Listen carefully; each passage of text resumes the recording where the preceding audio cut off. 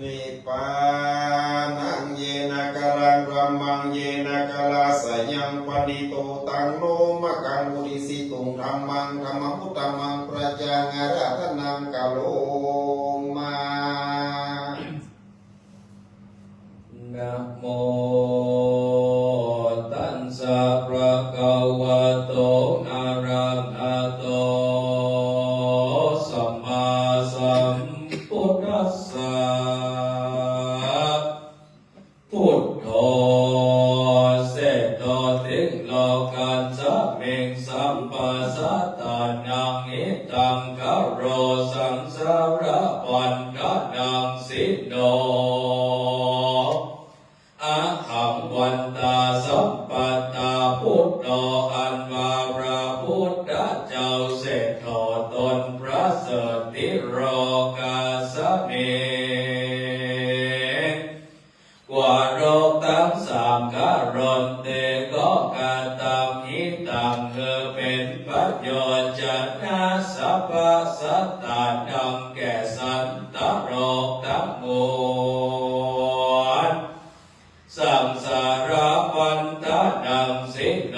อันติดอยู่ในสงสารนับว่าเป็นดังเจือกมัดไว้พอสู่ได้ถึงนิพพานแก่คนทั้งหลายฝูงใดก็ดีแม้ว่าสมณพราหมณ์ตนใดก็ดีได้เอาพระพุทธเจ้าเป็นที่จักที่เพิ่มด้วยบทว่าพุทโธเสกโธนี้ส่วนอันว่าอัตนับปวดฝูงนั้นก็หามจับได้พ้นจากทุกข์และต้นต่างบวชในปัจจุบันและอนาคตอันจะมาไปนาและนาธรรมโมมหาโพรัตนาธิโรเกสังสารันโตปิตาราญิสรัตนังวรธรรมโมอันว่าภาษาธรรมเจ้าอันใด84,000พระธรรมอันสวากาโตอันว่าพระพุทธเจ้าเทศนาดีนักมหารัตโนหากเป็นแก้วดวงยิ่งประเสริฐอาจนำเอาสัตว์โลกทั้งหลาย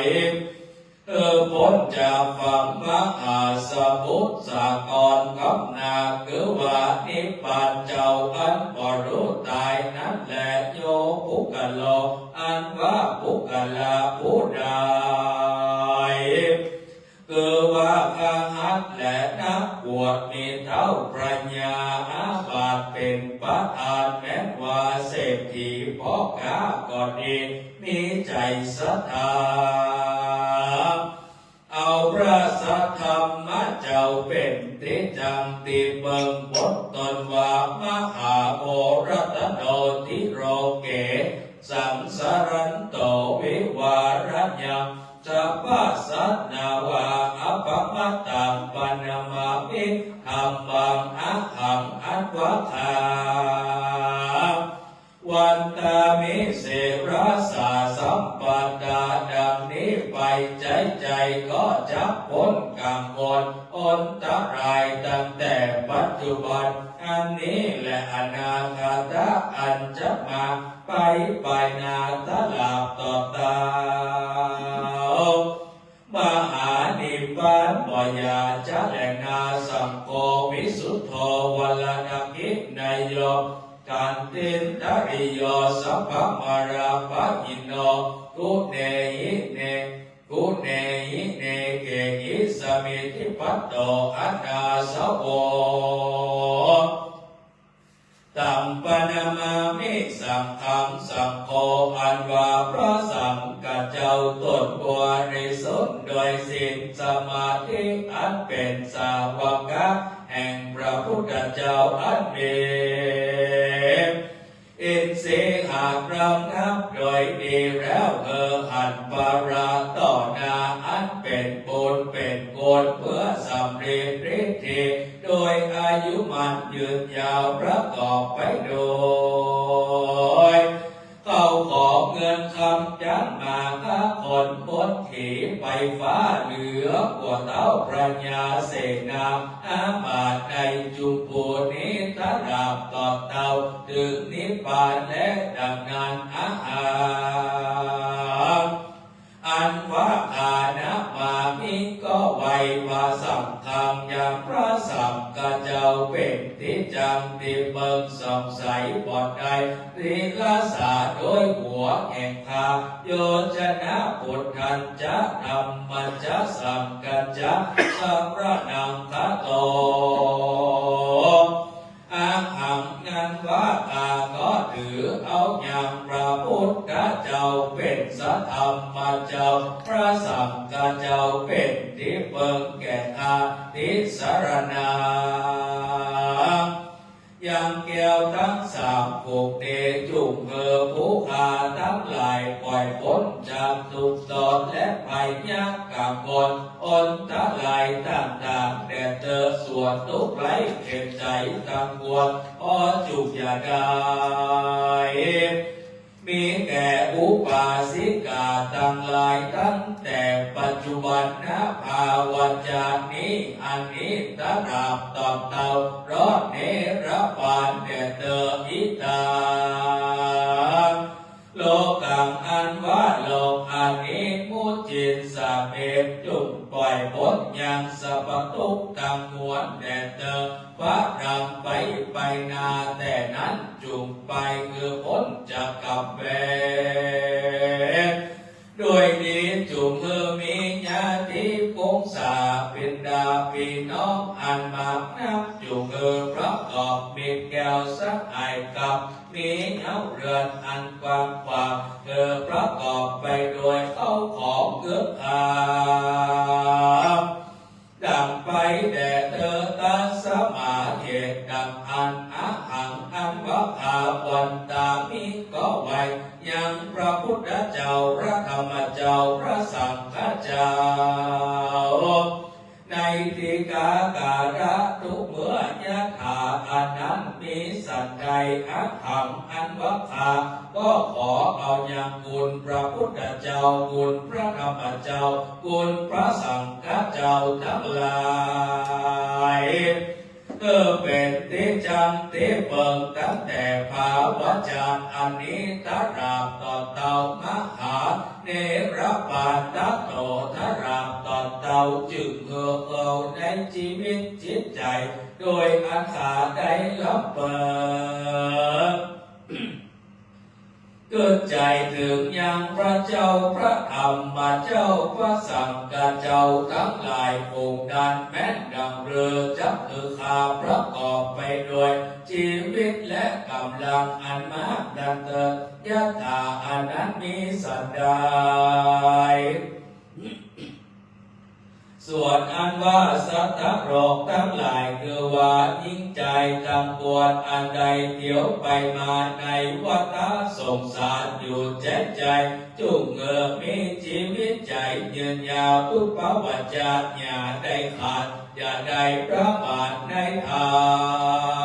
มตามมวลจุงพระกันดังกล่าวยะถาอันนั้นมีสัตย์ใดนี้มีโดยพระการและศีรสัมอันว่าหัวแห่งขาดจะได้เจ็บได้ปวดสักเถื่อสักทีจุงได้อยู่ดีอย่าได้เป็นปัญญาที่สักเถื่อและจุงได้พ้นจากเปียที่อันมีในหัวแห่งขาดแต่เตอหักขับปาตาแม้ปฏิและเบือใดตั้งอยู่โดยดีอย่าได้เบียเปียที่สัพพวจาตั้งแต่จากนี้ตราบต่อเต่าจากนาจุง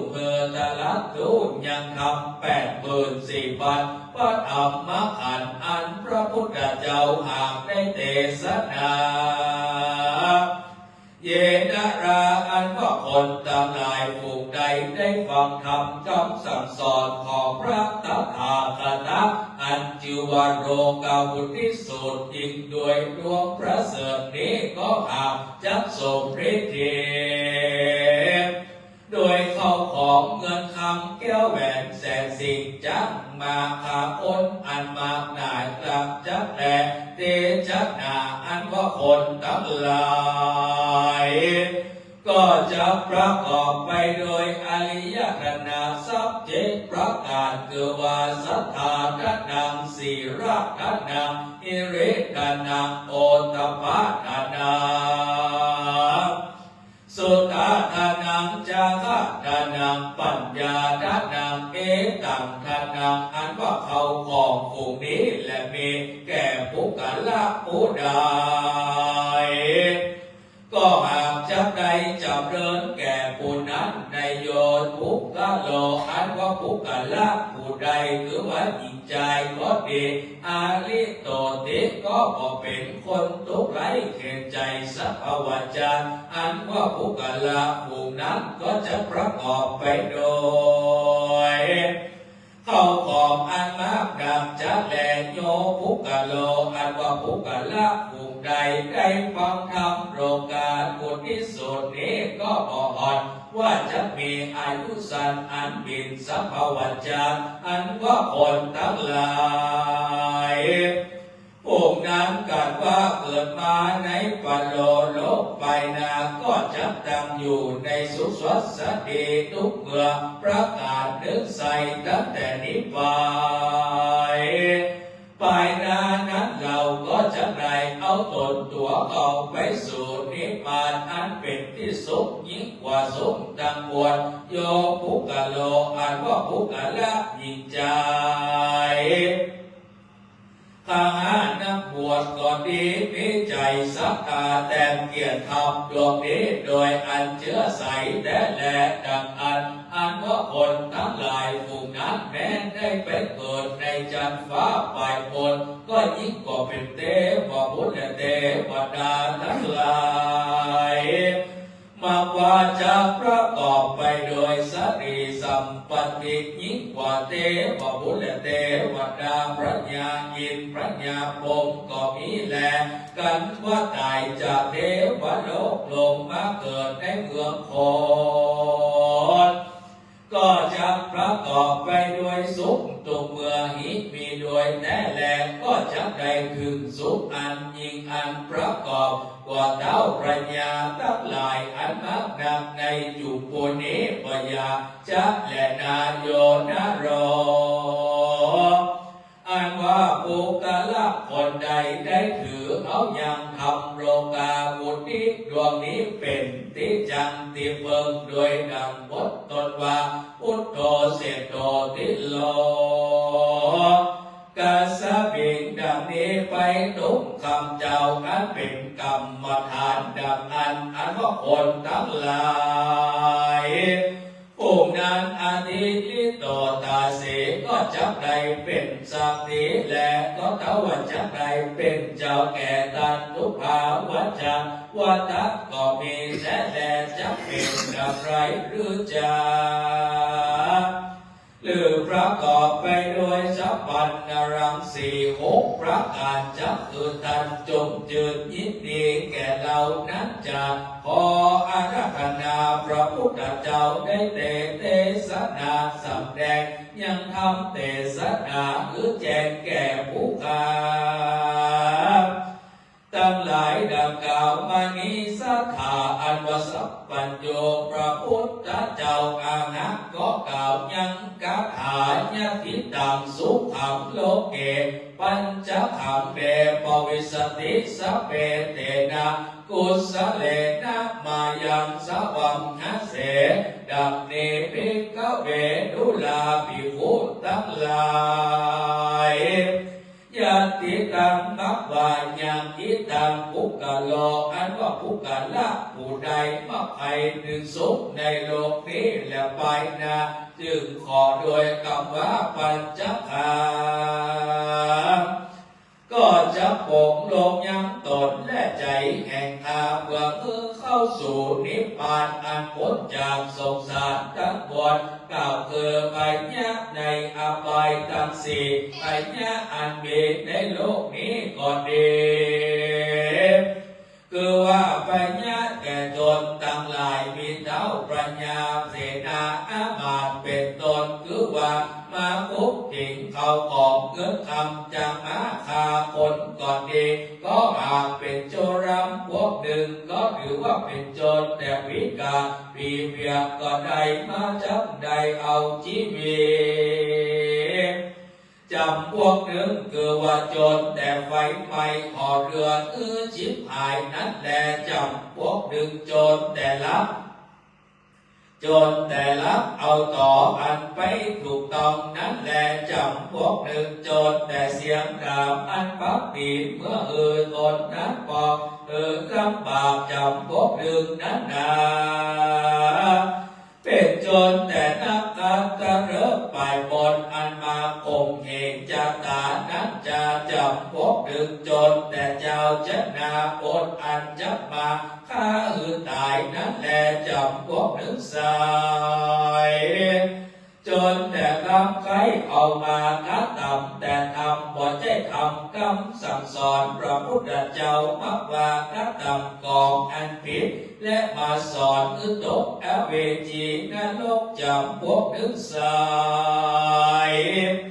จนอันบ่ใจภูกกะละผู้ดีงามมักดำมักจะมาอวดอ้างย่อตนว่ารู้ว่าหลวงนั้นนาทีแต่ก็บ่รู้สั่งสักอย่างเป็นดังอัญญาทิฏฐิดังลายบ่เท่าแต่สิ่งเดียวคือว่าจนแต่จะมาหลายงวกไปหลายหมู่มาไก่หลายก็ดีจนแต่งูจะเก็บแมงป่องต่อแตนทั้งหลายก็หากเป็นโจรเสียแลภูกกะโลอันว่าภูกกะละผู้ใดมักให้พ้นจากโจรทั้งหลายฝูงนับใดจำเนินสวดสาธิญญา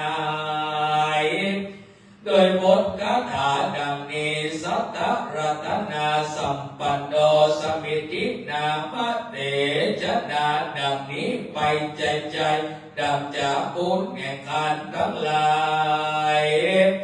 ดังกล่าวมานี้สัพเพเตนะกุศเลนะด้วยกุศลผลและบุญสุดทานทั้งหลายหากใดก็ทำมานี้แลเมื่อวันก็ดีเมื่อคืนก็ดีจุงคงคามรักษายังสุดันทั้งหลายตั้งแต่ปัจจุบันนี้แหละนาถึงอนาคตอันพ้นไปภายหน้าเยปุญเยนะอันว่าบุญทั้งหลายอันสุดันได้กระทำแล้วก็ยังมักไฟยังบุญนั้นจุงได้แต้มได้เกียรติยังทำดวงนี้ประเสริฐไว้กับจูวระพระพุทธศาสนาพระโอษฐ์องค์พระสัมมาสัมพุทธเจ้ารอดหาปันพระวาสาจุงแต่เติมวัฏฏะโดยมีแต่แลส่วนอันว่าทุกทั้งหลายก็ขอจุงอยากมาแก่สู่เจ้าทั้งหลายใดประกอบไปด้วยสุขทุกภาวาจาแต่เติมอันว่าบุญอันสุตันทั้งหลายได้กระทำมาเป็นที่เบิ่งอันกันยังเกี่ยวเจ้าทั้งสามประการเป็นที่จังที่เบิ่งสิ่งเดียวจุงสุตันทั้งหลายได้ดึงสุขตลาบต่อเต่าเนรบาลอันบ่รู้เท่าบ่รู้ตายด้วยวรบุญอานิสงส์แห่งการทานได้แต่ได้เขียนฟังธรรมโตกาปุถิสูตรดังนี้โยภูกะโลอันว่าภูกะละผู้ใดเป็นตนว่าเท้าปัญญาเสนาอามาตย์ตามปัญจาระและสปาเศรษฐีแม้ว่าสมณพราหมณ์คฤหัสถ์นักบวชก็ดีเนาเรือนก็ดีได้ฟังธรรมดวงนี้โดยใจศรัทธาจงชื่นยินดีอันว่าคนทั้งหลาย ผู้นั้นก็หากจะได้เสวยบรรผลอันกว้างขวางยิ่งนักเทวดาทั้งหลายอินตาพรหมทั้งหลายก็จุมารักษายังบ้านเมืองหอเรือนแห่งตันทั้งหลายในทิคาการะตุเบื่อทักขาในการะเมื่อใดส่วนอันว่าพระอริยเมตไตรเจ้าจะมาลงมาในโลกเกิดนี้แหละนาตุมเหอันวตันทั้งหลายได้ฟังธรรมดวงนี้จุงใดนับเสียยังทุกตังมวลด้วยบุญกุศลอันได้ฟังธรรมแต่สามยังทำโรกาพุทธิสุตโยนะโรอันว่าผูกใดวนผูกใดก็ดีนับใดเป็นอุปัตตวนกลตลายทั้งหลายมักเป็นขอร้ายเป็นน้ำก็ดีจุ่มมือช่วยกันได้สร้างดวงธรรมนี้ตั้งใจฟังโดยอันยออันแคบก่อนดีคือได้ฟังเอาทุกตัวอักขระปัญจนักอย่าคือหลงลืมแดนเดิมก็หากจะได้ประกอบไปโดยเข้าของเงินคำจักมาฆ่าคนและพิสักหายบริวารเสมอดังนายอนาปิติกสะเศรษฐีและโจตกะเศรษฐีอันนี้พระศาสตร์เกี่ยวคำเป็นตนประกาศหนึ่งแม้ว่าเรื่องพระศาสตร์ก็หากจะได้เกี่ยวมานึกตังมวลทุกกำปายอันหยาดใหญ่ไปโดยต้นกาลประพฤกษ์รุกขาในเครื่องสัพพนาห้อยย้อยแฝนจุดตนมีลำคำสี่ตนหากตั้งอยู่แจงพระศาสตร์หาภูกาลาจะเปรียบเทียบได้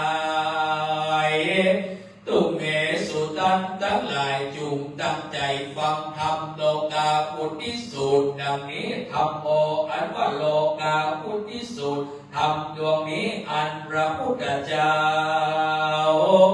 ปฏิทิตาหากดับไปคือเป็นที่จังที่เบิ่งตั้งแก่สัตว์ตั้งไรเพื่อคือเขาได้พ้นจากที่ทุกข์คือได้สวยสุขมากกว่านับทับเสียยังภัยยักกังวลอันตรายทั้งหลายทั้งปวงมาเต่าแต่นั้นคือว่าฮับเสียยังโจรร้ายหาประกาศ10ประกาศตั้งแต่โรจัตตาเจ้าโตเป็นเขาตราบต่อตาปัจจวะวะโตดังนี้จุงปาวันสังสวาสาธิยายเมตตาภาวนายังทำโลกาบุตรที่สุดดวงพระเสริฐพุทโธเสนโตทิโล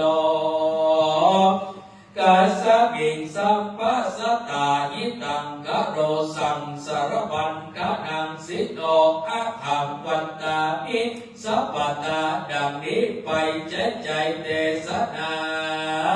วาสาเนยังทำเดกถานิติตังจิญญาสังวรนาวิเศษจาองเขตยังทำโลกาบุตรที่สูตรก็บังกมสมเล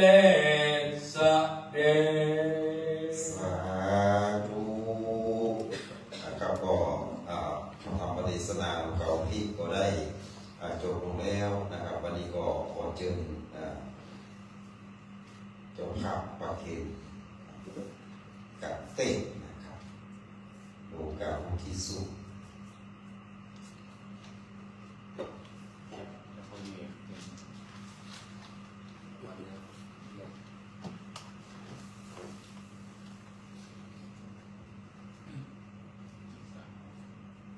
ยะถาวาริวังหาปุราปาริปุเรนติสาคารังเอวะเมวะอิโตทินังเปตานังอุปกัปปติอิชิตังปฏิตังตุมังคิปะเมวัสวิจตุสัพเพปุเรนตุสังกปาจโตปนะประโสยถามณีโจติประโสยถาจยสิทธิราภังโสติภาคยังสุขังวรังสิริ